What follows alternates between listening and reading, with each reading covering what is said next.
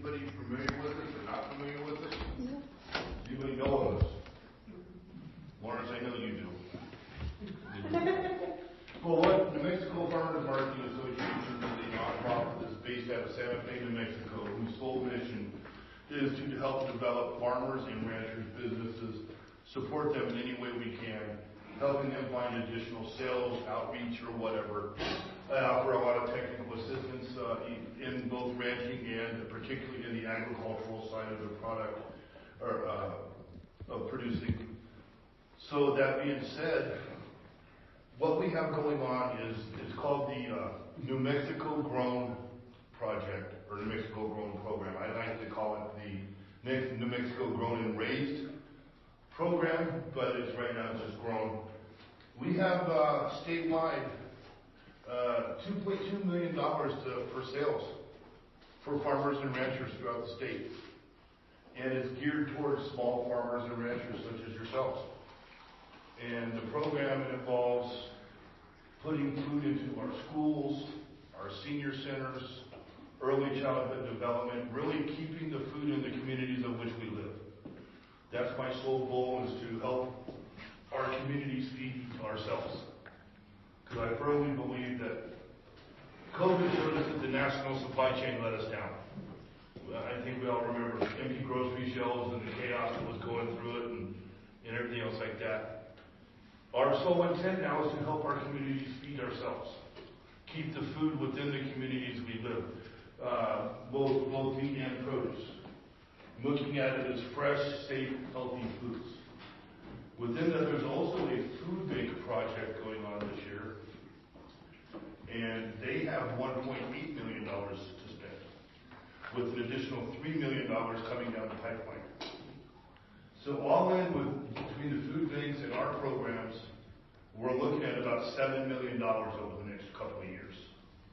Now, the food bank money, I will honestly say, in 2 years, it will go away. The New Mexico Grown money does not go away. As a matter of fact, in my time, 6 years with the Farmers Marketing Association, it's grown from $400,000 to $2.2 million. And we were looking at over $3 million for the next fiscal year as we continue to grow and help farmers and ranchers across the state. So that being said, I'm here to talk to you about the meat side of the program, and if any of you also grow produce, I'd love to include that with you, and we can do some of that offline and talk about some programs that can be involved there, which is still also the New Mexico Grown Program. Did anybody get one of these when they came in? Yeah? Okay. How about this? Yes. This is the application. Okay? So there's a few guidelines for the meat program for you ranchers that allows you to participate in the program. In my opinion, they're fairly simple. First one is we ask you to go to the USDA website. It's free of charge. And we ask you to enter your information and register for FSIS. It's just a form of traceability. We have to provide information. God forbid there's something that goes wrong. If we have an illness or a food outbreak, so that we can trace the product back. So that being said, applying for that FSIS number is free of charge. It takes less than 10 minutes. Okay? And just to fill in there, we're helping people do that. So we're offering the technical assistance for that. We have the Latino Farmers and Ranchers International, who's going to be offering workshops up here to be able to do that. We're going to start developing a resource center here so people can come in for that type of technical assistance as well. So if any of you need assistance with that, come to us and we'll help you get that number, because we all need it to be able to get started. Absolutely. And if needed, my name is in this application, and my name and contact information is in this application. Normally I had business cards to hand out, but they weren't ready before I was able to come out there, and that's what you get when you don't put your glasses on when you're reading your business cards. You transpose my number. Didn't realize it after I handed about 20 cards out, and somebody emailed me and said they couldn't get through. So, any questions on the registration of the FIS before I go into the second requirement? Curious for me, what page? Well, it should be possibly on the application. On the second page, on the back of the first one, Michael Venticinque by Chain Coordinator. And then you'll see Elena Paisano, who is one of my colleagues, that she can also help out as well. Okay, so the other requirement is that it's processed through a USDA processing facility. And we're working on the mobile Matanza to get that rolling up here with Mercedes and have it USDA certified so we'll be able to process here. Okay? That being said, that's kind of it. That's your requirements and then filling out the application. Now there's a few questions in the application. Some of it is just basic info, name, contact numbers, address, of the farm. Now, many farms I do realize that are ranches that they don't have necessarily always have a physical address. Maybe it's a P.O. box. All we ask in that case is that your P.O. box is traceable to somebody back on your farm or ranch. Okay? So, in other words, I don't want you using my P.O. box address because I get enough junk mail. So then, you know, the first couple pages is just that kind of information. Information on your farm or anything like that. We would just like to say, we have this many ranchers in this zip code. So we like to highlight, you know, we have, say, all of you should join. We have 9 ranchers in the zip code up here. That is all the information we post. So we ask you permission if that's okay to do that. So, and then, you know, what's the best way to communicate with you? You like a phone call, you like an email, or you like both? I'm a little old-fashioned, I like a phone call. Get a hold of Dr. Anthony Fell or zip codes. You know who we do. And then we have, there's a question that because this is a government program as far as the monies we receive, we have the Mexico Grown monies is a state and federally matched program. So we get these fundings that way. So we have to ask question number 15, which is about socially disadvantaged producers. Do you consider yourself one of those? Yes, no. Are you a rancher or not? And then we like these stories. We ask a little bit of operational summaries. There's a lot of multi-generational farms and ranches out there. This is a very old part of the state. A lot of history out there. So we enjoy those stories. So if you've got something operational you'd like to share with us, it doesn't have to be real long. And then we go into what kind of various characteristics of your product, meaning are you a certified organic producer? Are you grass-fed producer? And that type of information. Yeah, Mark. I just have a couple of questions. I ranched for 30 years, but I lived in Colorado with my cattle. A couple of pages, but the answer, let's talk about it now. So the answer is yes. We have 3 out of 4 requirements we ask for. Let me skip ahead to them so I can make sure I'm hitting all 3 of the 4. Was the animal born or raised in New Mexico? Was it fed and finished in New Mexico? Was it slaughtered and processed in New Mexico? And was animal ownership was maintained by a New Mexico producer? You have to qualify for this program, you have to be able to answer yes in 3 out of 4. So you would qualify on that. If you look at on, well, actually the next page. Okay? And then we ask about when you are able to supply product. Are you a summer supplier, fall supplier, winter? Are you year-round? And I just like when we get to that portion of it, I like to share that every rancher can participate. I don't care if you have 1 head or 100. You can still participate because by having the FSIS registration and the USDA stamp on your meats, we can now aggregate your orders together. Meaning that if you've got 100 pounds of something, you've got 200 pounds, and Lawrence has got 200 pounds. As long as you all meet those requirements, we can put that together and make a 500-pound order. So no one gets left behind because they're a small rancher. Okay? And I want you to ever think, well, I don't produce enough, I can't participate. Because pun intended, That's just bull. Okay? And then we talk about what category, what do you have? What do you raise? You have beef, bison, lamb, mutton, pork, or jerky. Jerky is allowed. Okay? But it has to be one of those beef, lamb, mutton, or pork. Can you add salt to it? Depending on who you're selling it to. That's a food bank, yes. New Mexico grown, no. And that's where it sounds tricky, but it's not. So what happens is once you fill out this application, we will approve you. Everybody passes, everybody gets on what's known as the state's approved supplier list. That list is put up on our website, and it allows the state agencies, like I said, public education department, senior service programs, etc., to access that list and see who is an available approved rancher in their area. And then they can reach out. I can call up old Lawrence over and say, hey man, I need 200 pounds of fajita meat. You got it? And he's going to tell me yes, no, maybe. Call me next week. Or he can say, yeah, or no, my neighbor has it. Okay? And then there's a reverse list of that. I really campaigned hard for that one. Got myself in somewhat of a trouble, but I won. So there's a reverse list where you now, as the ranchers, can go on that same website, go click on it's page 3 now, and you can find the buyers. We don't have to wait on them. You can call them.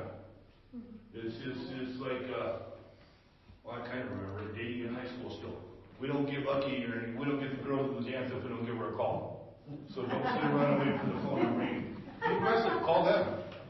Introduce yourself. Hey, I'm Mike. I'm up here in Taos. I got a great ranch. I got ground beef, fajita meat. What do you want? What do you need? Okay. The other really exciting thing about this, guys, is we don't set pricing. You do. We don't tell you that you got to sell it for $3 a pound because that's utterly ridiculous. Okay? We're not Cisco. We're not those other companies. We're New Mexico. Everything stays within our borders. Some of the going rates right now for like ground beef. Now it depends on, there are variables now. Okay? There's the delivery factor can come into play depending on some of your processing. But right now ground beef is going for between $8 and $10 a pound. Fajita meat, stew meat, because it is more hands-on, it's a value-added product. That's by around $14 to $15 a pound. So it just depends on what you want to do, what you want to supply. Don't think that you have to supply all of those. If you just want to do ground beef or ground pork, that's fine. Yes, sir. Going back to the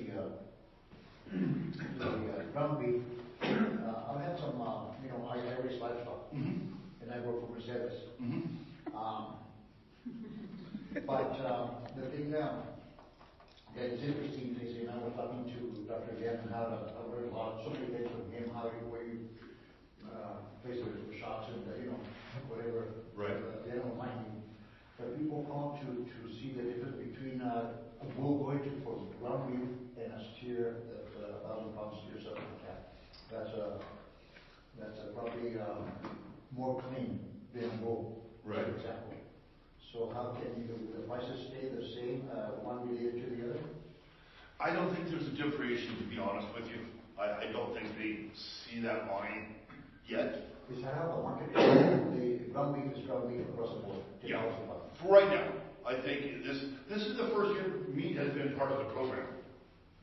It's never been, we've been doing the agriculture for several years now. I came on board in 2017 to help promote the agricultural farmers, help them through food safety, help them find other areas of sales. And in 2017 till just this fiscal year coming up, it was helping agriculture. So I liken it to we're putting the tires on the race cars, we're driving around the track. So we're learning every year, and that can be something we learn. But right now there's no difference. No difference. And the other question that I get, and I don't have the answer because I'm not, I'm not in that category to be able to define what's prime and, so on and so forth.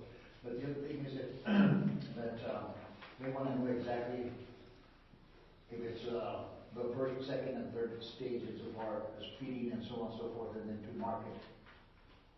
So are you asking the ranchers ask that question, or the customers? You'd be pretty much the key person to be able to tap into. You're gonna be promoting probably some of our meats and so on and so forth, right?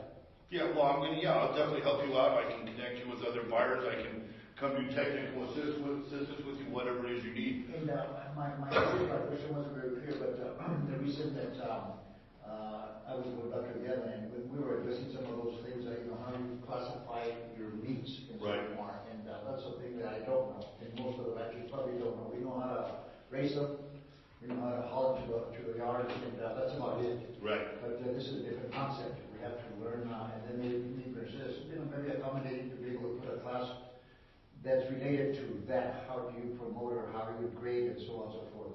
Yeah, so I'm glad you brought that up, because I'm going to suggest to Mercedes, we have another gentleman come up, and she's already been in contact with him. I found out this morning.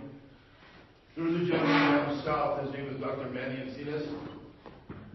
Very successful cattle rancher down there. He is just an amazing man. He is very open to teaching, sharing of information, and things like that.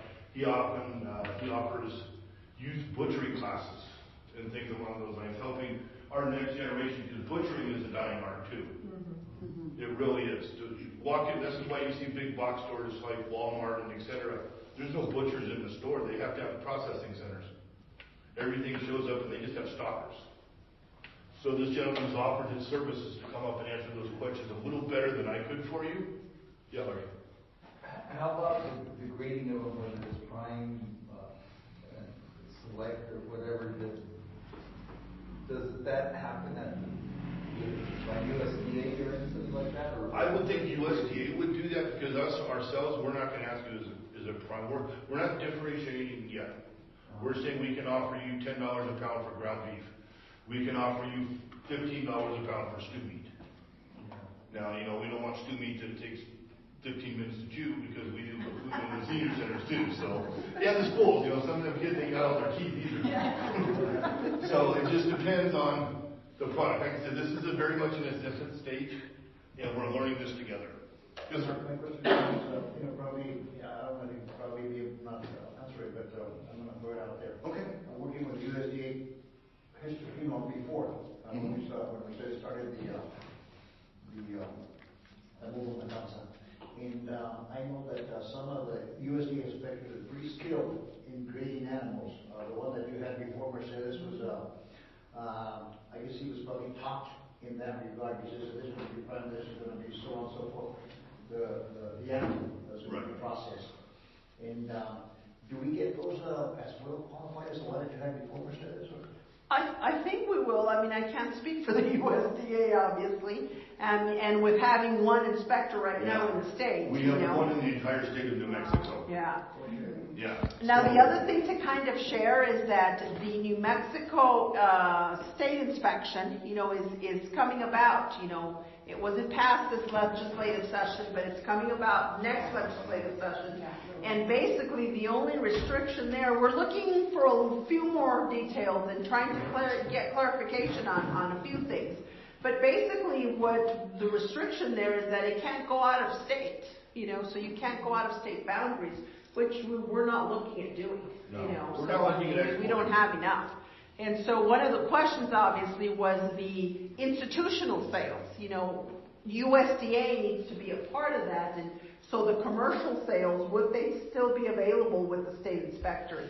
We're looking at. So they will be. Okay. So state meat inspection, as many of you know who have been in this for a while, we used to have state meat inspection. It fell apart due to mismanagement, something none of us are familiar with in this room. But it is coming back. It was up in the legislature this year. All of the funding to develop the program did go through. So the program is continuing to be developed through this year. It did not fail to pass for lack of support in the legislature. It failed to pass because sometimes things get gummed up and don't make it through committee on time. And that's all that happened. The governor is considering the possibility, if there's a special session this year, of bringing it up during a special session. She's also considering the possibility of putting it on her call this year. so that even though it's a 1 month session, Okay. there's a very real possibility that it will be up in front of the legislature this year. It will get passed. We will have state need inspection, whether it's in 2024 or 2025. There was a dollar that was being assessed for every animal sold at one point. Well, that's a federal program, that's the beef checkoff, right? And that's used for, promotion of the animals. But, the smaller farmers and ranchers like you and me, I'm no longer in the business, but we didn't get a whole lot out of that checkoff. But anytime you sell an animal, whether it was if it's at the event or Right. or if you put it through the feedlot and you were selling it to a packer or something like that, they were always charging you $1. Yeah. Okay, I want to let this young lady speak for a moment, then I'll address what you just said, Morris, but I'd like to let you have an opportunity, ma'am, so go ahead. Maybe a little different. My concern is about water and what's happening in Valdez and Arredondo, growth of vegetables and nutrients. And I think they got mad that we had out-positioned them and had the speaker, and it was videotaped. But it concerned everything from culture, because the culture of our valleys is going to be ruined by this. Yes. People have lived there for hundreds of years, and Hondo, everybody knows everybody up and down the valley. Right. They know each other, and the same thing with Valdez. I mean, there are people moving in from the outside like we did 23 years ago, but we just kind of jumped in and got to know all of our neighbors. Right.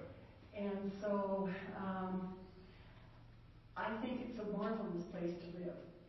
But one of the things that's happened when they put in their first sewer system,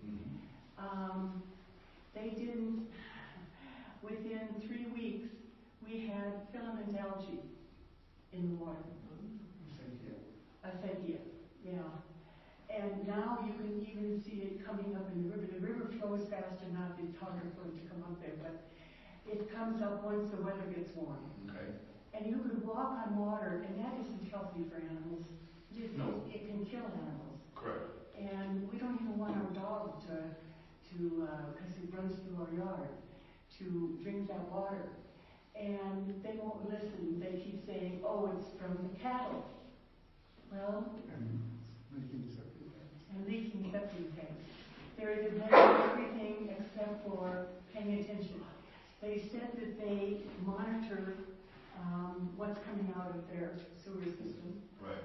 But they've never shared it with the Acequia people or anybody, and that's something we requested. I mean, it's really important if we're going to, with global warming and gas and everything else, we can't be shipping things across the sea and across the country. We need to have local food. Correct. And so it's really important that this be addressed.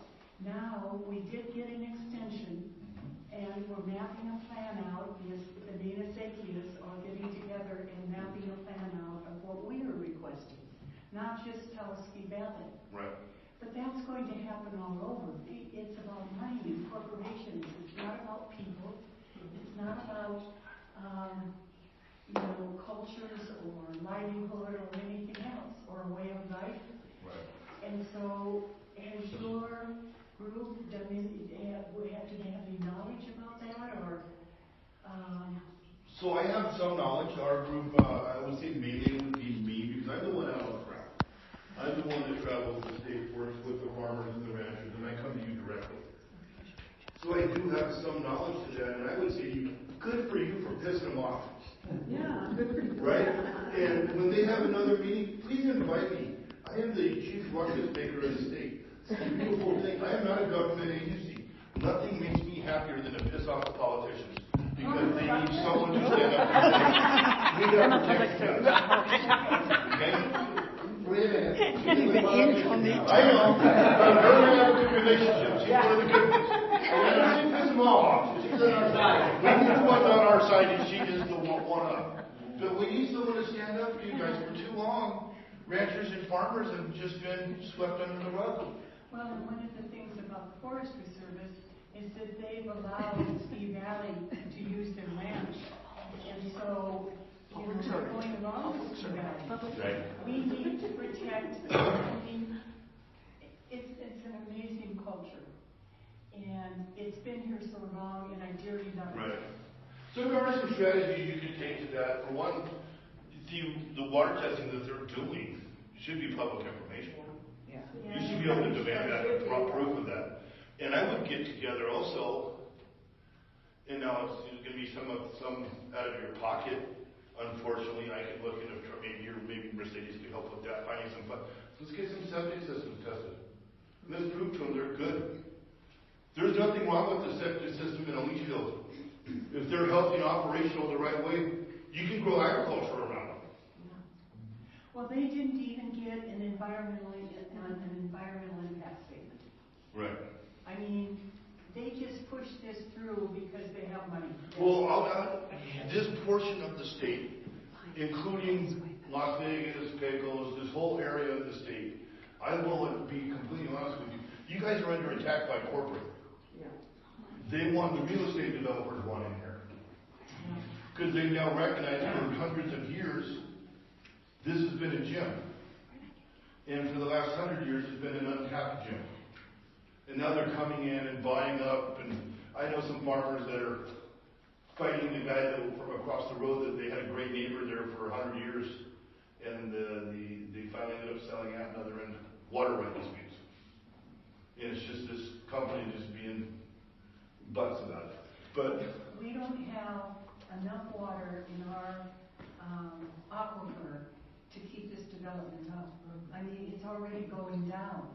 And I mean, we're getting old, but I want to remain in my house and I want to remain with my neighbors. Are they expanding up there on the village itself? Yeah, they even have money for a lift.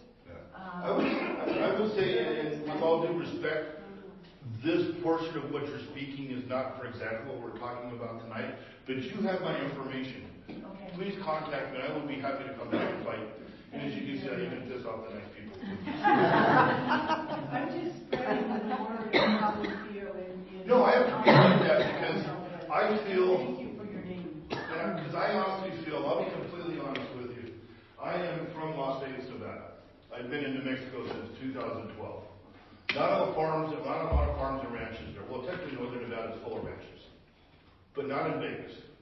But what I am is, my family is, I'm a grandson of Sicilian immigrants who fled from Mussolini, and they were farmers and ranchers there. I come from a farming background. I've seen what the governments can do. Now, Mussolini is a little bit extreme for this case. But no, it just depends, okay?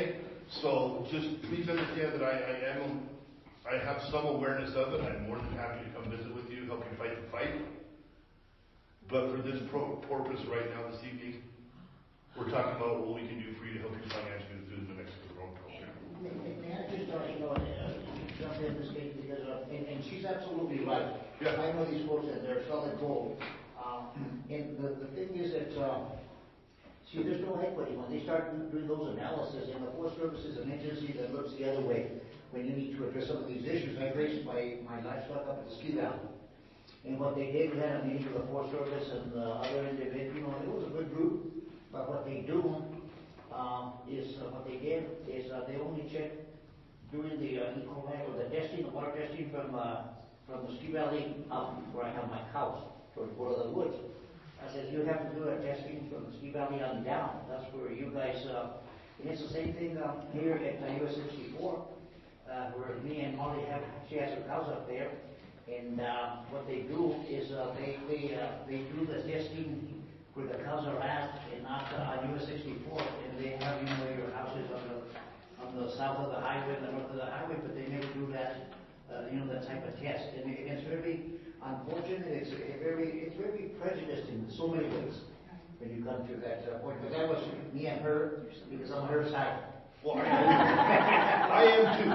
But what I'm saying is we can spend the rest of the evening on that topic. And I But get you not work paid. for me, remember? Yeah, no, and respectfully, I'm on that side too.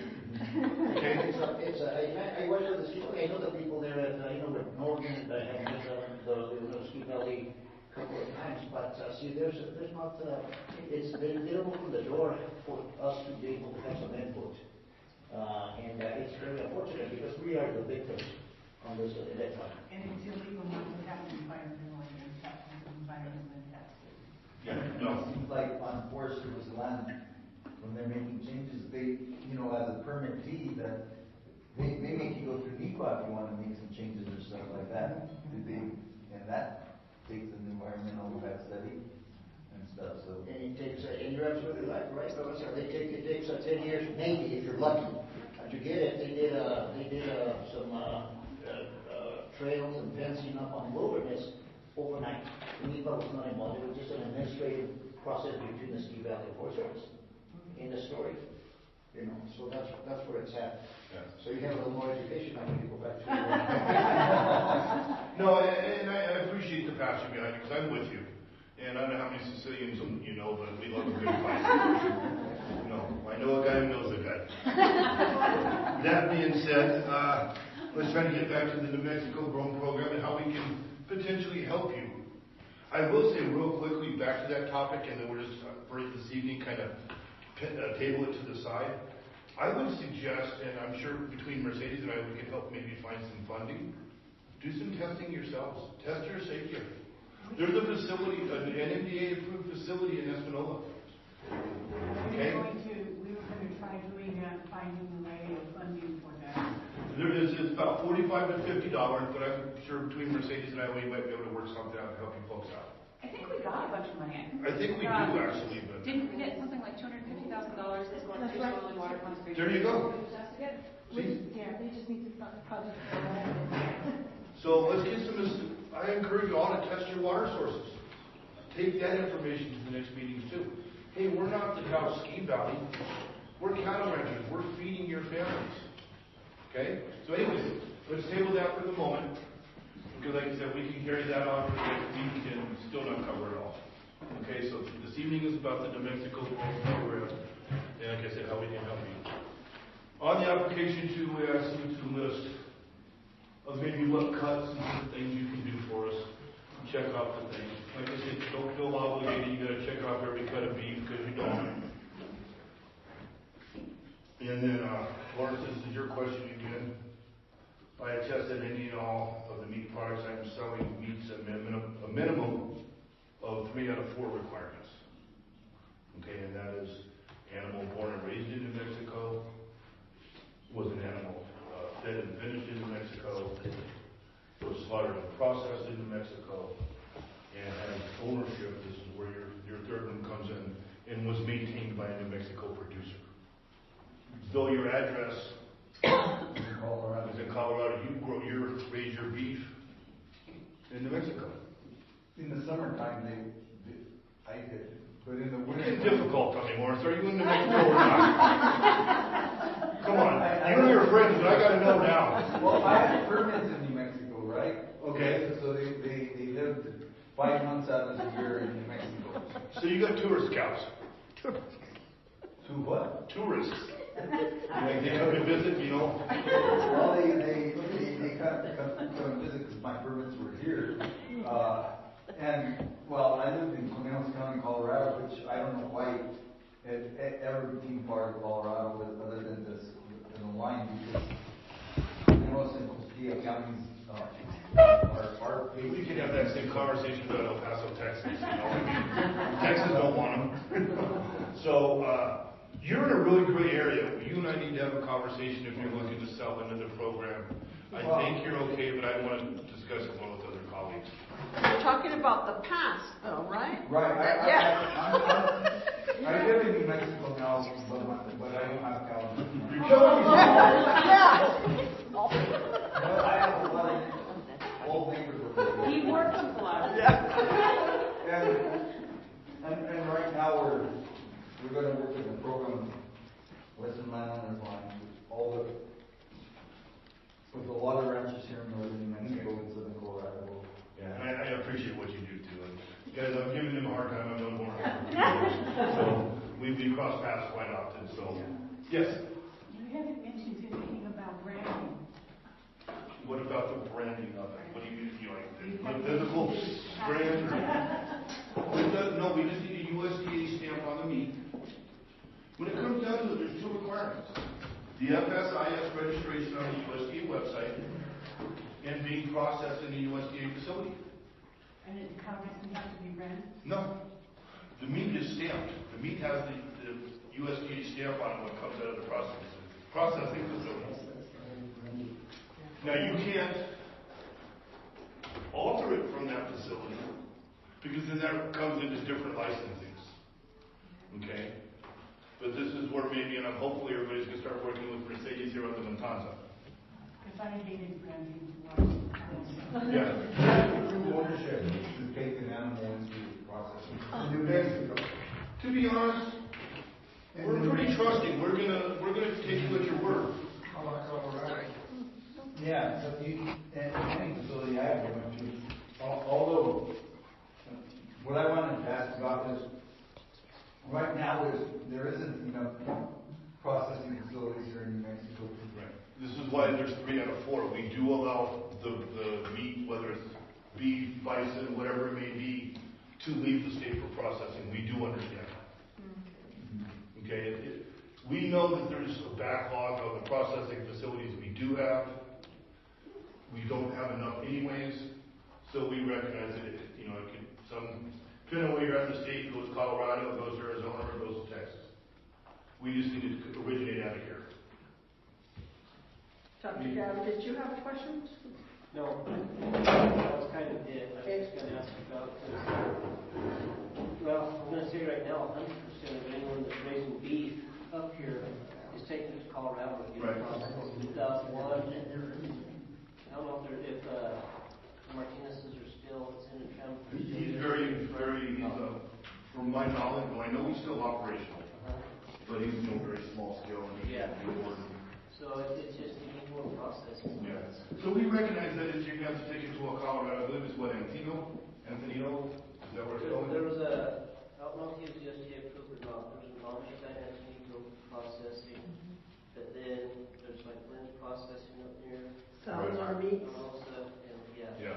So as long as they're USDA certified, we are more than fine with that. We recognize that we just have a state don't have that infrastructure. And I'm also the one that argues when, even with our friendly politicians, that they want to provide us more processing. And so we can produce more. I would argue first, we need to support the infrastructure to support the cattle we have now. We don't have enough alfalfa. We don't have enough water.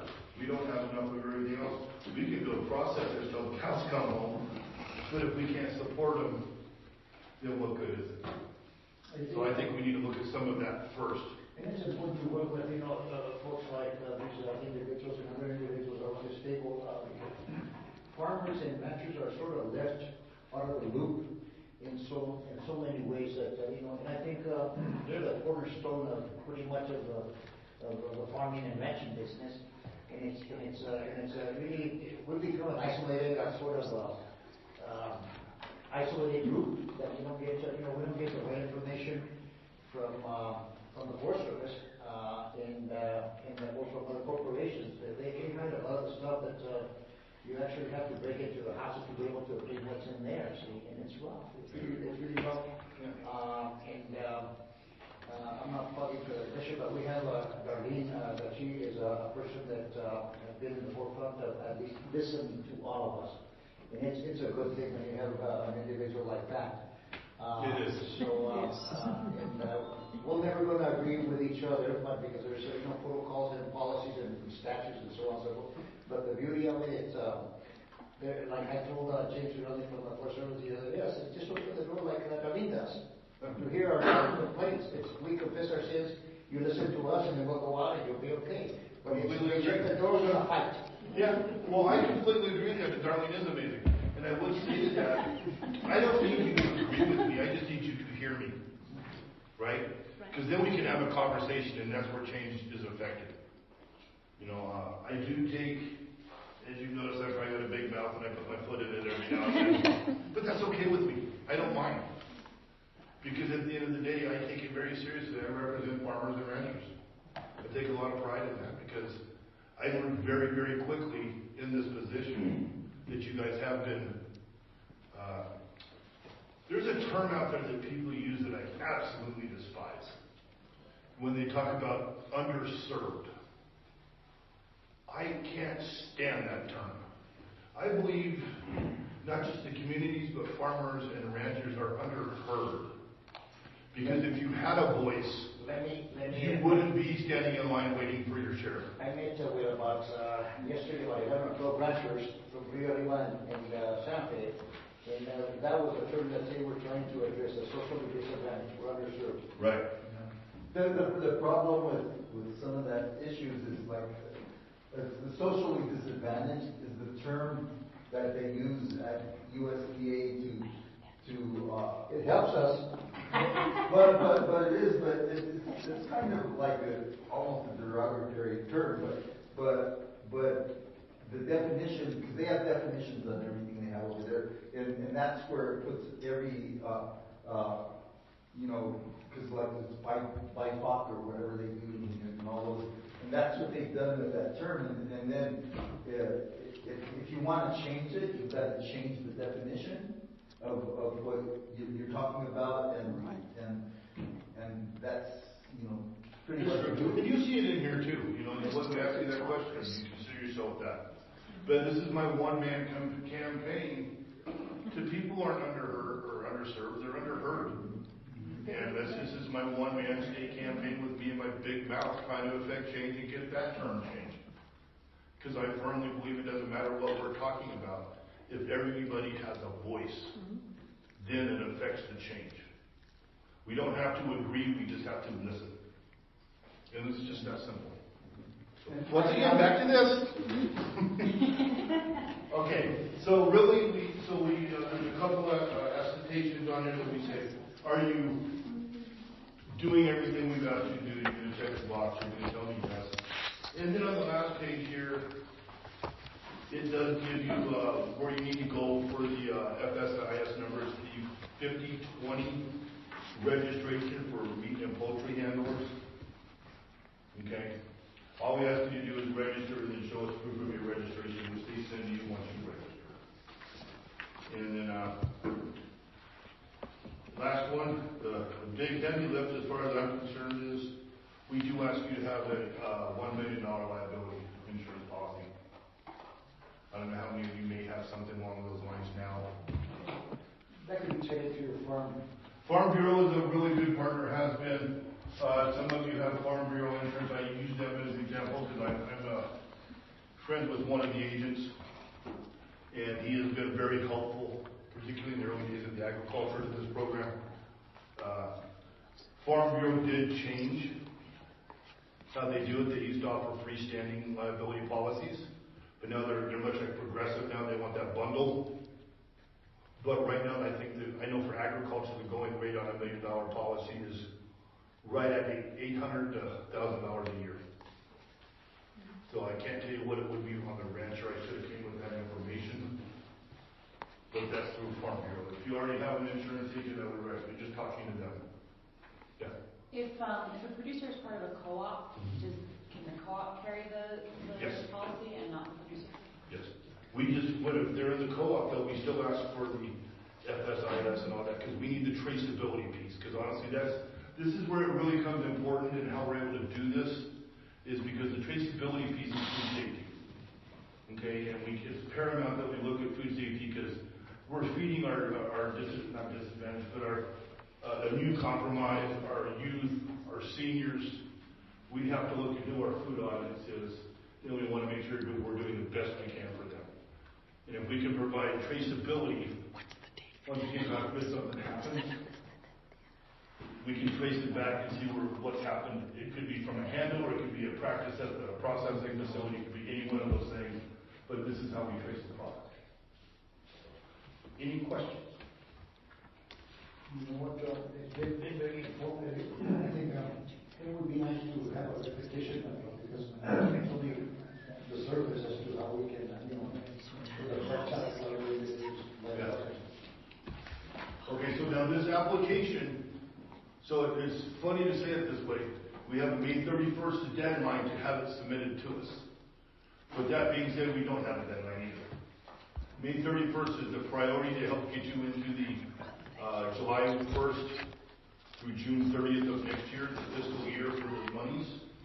But also, if you can't get this application into me till mid-June, wherever, the sooner the better, but if you still get it, it'll still be accepted. It's just on a rolling deadline from there. And sometimes it can take up to 45 days to get you approved. So are you kind of like NRCS that you have continuous sign-up? But if you miss the deadline for this year, then your application goes. Well, see, I'm not supposed to tell you the last part. I'm supposed to tell you there's a May 31st deadline. But I believe in transparency, and just to let you know that I know life happens, man. We're also sitting on what, May 24th? So we're talking in a week. Now, obviously, the sooner the better. And I hope everybody wants to participate in the program and will participate. Just also, if you don't think you're ready for this year, go ahead and sign up, because what happens is the following year is a little bit easier for you, because then you become a returning vendor. And we ask a lot less questions, because we already know who you are. So if you don't actually put any. You don't have, you don't have to learn. Okay. You can become part of the program, be put on that list. And I can call you up and say, hey, Lawrence, I need some ground beef. Sorry, Mike, we don't have any. We're not going to be ready yet. And I'll say, okay, great, thank you. Now I would recommend you might tell me when you might be available. But if you're thinking it's even next season, just be honest with your buyers. So once the Mercedes gets the infrastructure going, and we have everything in place, the process kicks in, and then we have USDA, we start promoting. That's when we get in touch with you, because you're going to be that we will be promoting whatever we process or whatever we produce. Well, if you're processing already, you don't need to wait what we're doing here. So I'm actually working with Mercedes on that. So your connection will be between you and Taos Economic. Yeah. So if you want to start the process now, you don't necessarily, and you're shipping it out of state, you don't have to wait on the Matanza. We are getting it going. I'm helping her write what's known as a HACCP plan, which is Hazard Analysis Critical Control Point. A bunch of acronyms that just make sure there's food safety things in place, because the Matanza becomes a manufacturing facility once we start processing in there. So we have to have a different level of food safety for that. But that being said, if you're already sending it out of state and it's being processed, Mercedes very soon will start being able to even offer distribution for you. Oh, we already have that. Yeah. So right now she can't process, but soon she will. Okay, so Let's just make it clear, Mercedes will never be able to process the Matanza and the The thing is, you need the captain behind that Matanza. yes, ma'am. Do you mind if I make some copies and share it with my neighbors? I encourage you, and I've got more over there. And once again, I do apologize for not having my business cards. I always like to hand those out, but like I said, when the blind is looking, proofreading here, it's not my eyes, it's just my arms aren't long enough anymore. So I'm sure a lot of us here can understand that. So any questions to this? So Mercedes is also willing to help us scan these if you don't have the ability to scan it in. Or if you're more technologically savvy than I am, because I am not, I am told this goofy looking little box right here is called a QR code.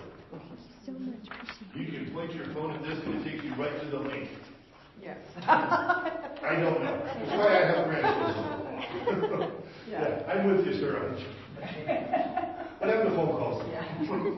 Yeah, but that's what we're here for. So if you guys need help with that, just call us up. Yeah. We'll make an appointment. We'll get you going. Yeah. If you guys are already processing your animals, and they're cross state lines and what have you, but you want to get into the Mexico Grow program, we'll help you.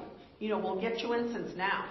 So, if you guys already have dates, I know some of you already have some dates, for UST processing. So we will help you get you guys in, in that way. You can start this now. You don't have to wait for us. We sure as heck don't want to hold you back. September will be overloaded. Yeah. See, and so, on June 7th, Dan Hawks is coming in to talk about cooperatives.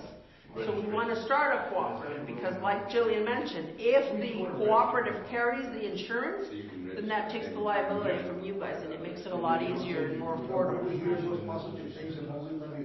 So when you're ready. We love it. Yeah, you would love us anyway. You don't have to. We accept you, Armenia. You don't have to go trying to commit suicide there. Slicing your wrist there.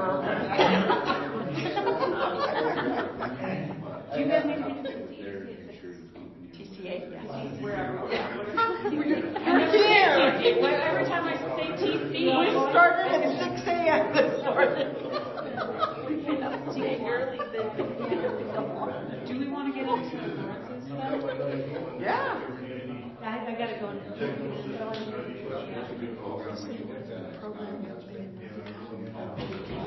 Mr. Lawrence, ready for your? Will they show it again, or will I don't know if you have it'll be on the website? I'm sure they'll put it on YouTube. We do. But Armenia we're has gonna try to make it everybody to the. but us. So I have a web ticket for you. I think Edmino heard about it a little bit at the Northern New Mexico Softline Association, right?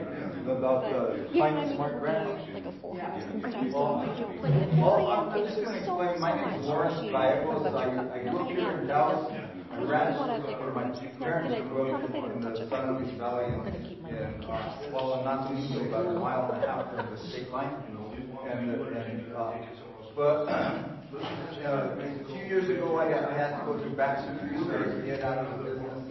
So I moved to Santa Fe, where my family was, and I've been working for Western Landowners Alliance for the past 5 years. Well, almost 5 years, and for the last year, though, I only worked with them part-time, and I was working for the National Latino Farmers and Ranchers, who had kind of tried to partner on this climate smart commodities grant application, and we were lucky enough to get it. We actually got 3 different $5 million grants. One of them is for here in northern New Mexico, one is for in southern Colorado, and the other one is through basically Delane asked from here at Taos Pueblo that they're going to be working with the different tribes between Arizona, New Mexico, and Oklahoma. So that's kind of, but we're going to. They're right now, these grants are actually through NRC, Natural Resource and Conservation Service.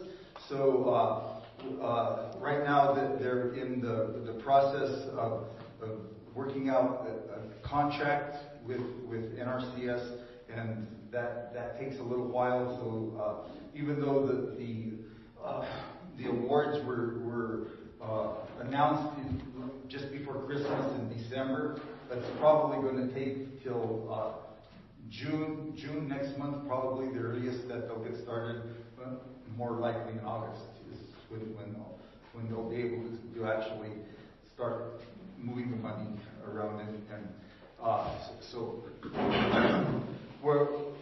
right now what we're going to do here in northern New Mexico is we're going to work with several different ranchers, and there's a lot of people have been talking about regenerative agriculture, regenerative grazing, and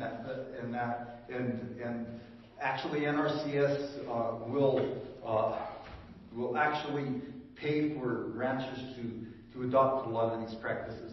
Although NRCS, because they started this climate smart grants, they kind of changed the name from regenerative to climate smart, and it's been changed. It used to be holistic resource management, or so it's changed over the years. But it's the climate smart practices, and we have a list of practices that I can, if anybody wants to know what they are. But I have them on my phone right here. Go ahead and pull some of them up. But it's prescribed grazing. So I don't know. Andy has been trying to adopt these practices, and it's so basically what it is. It's grazing. It's just that you do usually high intensive grazing for a short period of time, and then you let it rest for a longer period of time. So it really there's a place up here in Angel Fire where the gentleman has, and it used to be bare ground. And it's about 300 acres, I think it is, and it's amazing. It's just so it's that type of grazing, but the money will be eligible for permittees to put it either on their private ground, some of these practices, or you can put it on your allotment also. And so so some of the other practices that are going to be available to you is they'll like, for example, in order to be able to do this type of grazing, you need to have water facilities in different places. So they'll you can use the money to put watering facilities or pipelines and stuff like that in there, or water development, whether it's on private or public lands, the Forest Service, BLM, or something like that. If you have permits, also one thing, fencing, especially like what happened in the fires and stuff. They lost 80-90% of their fences were in the burnt area. So fencing is really expensive. So they'll help pay for either fencing material. If you want a regular fence, they'll do temporary fencing, or they'll do electric fencing. They'll do virtual fencing and things like that. It has to work in their allotments. Lawrence, virtual fencing. There was a conversation, and I'm completely in the dark. Bless you. And yesterday with a group of individuals from GA and other places, pero they also mentioned that they were going to start that pilot project, virtual GPS. What is that concept about? Yeah, you needed to attend Friday. Yeah. Soil and Conservation had a workshop. Yeah. This Friday? Yes. Last Friday. Last Friday. No, it was last Friday. But the way it the way it works, that you have a collar with GPS and on the collar, and then they you program the area into GPS, and so the collar knows when they're getting close to the borderline of where you want the inclusion and exclusion zones, I guess. Yeah. Like that. Yeah, exactly. And then if you move them, you can just change it. But the only drawback right now in the technology is that if you're going to be able to watch the cows and everything of where they're going, then you have to you can do it on your phone, but then you have to have self-service in that. So there's certain areas where, especially in really rough terrain, that it probably is not quite there yet. You're probably going to have to use satellite, and the GPS uses satellite, but to be able, right now it's real expensive to try and do that. So, but if you have like a BLM allotment and stuff that it's they can put these towers up. Jeff Bezos thing that we were looking at, it's the not Starlink. Not much difference, like if you're not changing elevations by 1,000 or 2,000 feet or something like that, the towers will work for the cell service. So there's a possibility that it depends on the situation where you're at, but where your grazing allotment is, whether first opens. They're gonna try it in some of the bird area and stuff. I got a brief question. So if they're wearing that collar and they cross your line, do you get notified or does it zap them or how does that work? Well, again, that, Jerky, because I'm like, yeah. that's how you add it right there. I mean, But what happens is if they get shocked and they still go through the line too, but the rest of the herd is gonna stay back over here. And if they've gone through the line and the knows that they've gone through the line, they won't get zapped to go back. Right. So they'll come back to the herd. so it's a continual zap until they go back? No. You'll get zapped as they go through. That is true. You still want turkey, Yeah. Okay, sorry, that's not how technology works. But there, I'm not, that's, the fencing will be, and it's not a cost share through these grants. We're just gonna get farmers and ranchers to adopt these and they'll help pay for it. It'll be in RCS money, but instead of when you go to apply for a program at NRCS, there's usually for most of those programs there's a cost share requirement, and there won't be the cost share if you're working through the grant. That's the reason I like that socially disadvantaged so much. It doesn't sound very good.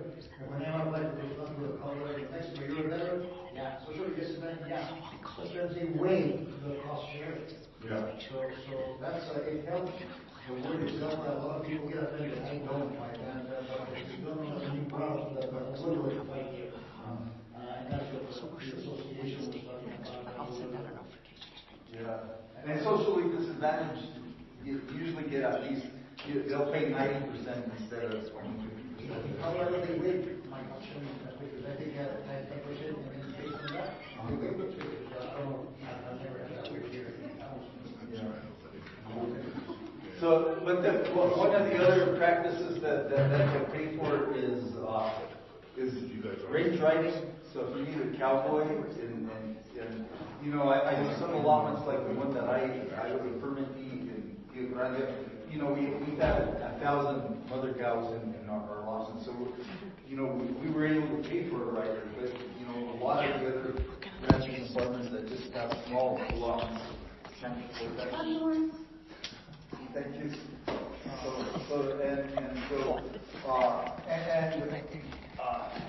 Right now, what's written in there too is this is to for you to get a better price for your beef or your cattle. But if you sell calves, then the grant will actually pay a $10 per calf fee above whatever you're going to get for your animals and too. So you'll increase your income from that. An incentive, so to speak. Yeah, and then if you're going to sell like in New Mexico growing, we need to do this stuff about New Mexico growing, but we're going to have a marketing person to once you adopt these practices, then we can get branded as climate smart. You know, so we will go out there to try to get a better price. And if you're processing your meat and selling the meat, then we'll get a program here.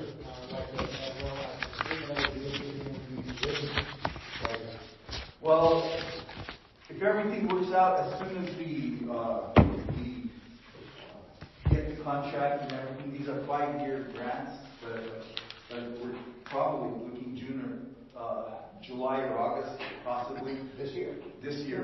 However, that might be kind of late in the summer for your allotment to do writing, but you know, there's 5 years that this will go through there, so we work with you that way, and well, it's just the bureaucracy that takes a little while to get these contracts. So we want to work with as many ranchers. I don't know, are you a rancher too, or? We're kind of sort of weekend rancher. Not like we with Herminio. Oh, okay. So we work together. So, but you would qualify, you know, it doesn't, we're not wanting to work with the big ranches like, say, So I can stay behind. Louis Bacon, who has a big ranch in Colorado, right? Well, So does, I just talked to Robert, and Robert the Turner Foundation or stuff. what he's gonna do. We're wanting He's to gonna work take with the the local leftover food people. to the shelter. And Yeah, yeah, so I told we him can to work do with it. a So lot you know more what, he went, okay, smaller so we'll just producers than yeah, we'll just leave these, one and of then, the yeah, producers and would, then we'll come back. could either So, over- we want to shelter the people. We do need to go get seating, you know, so, yeah.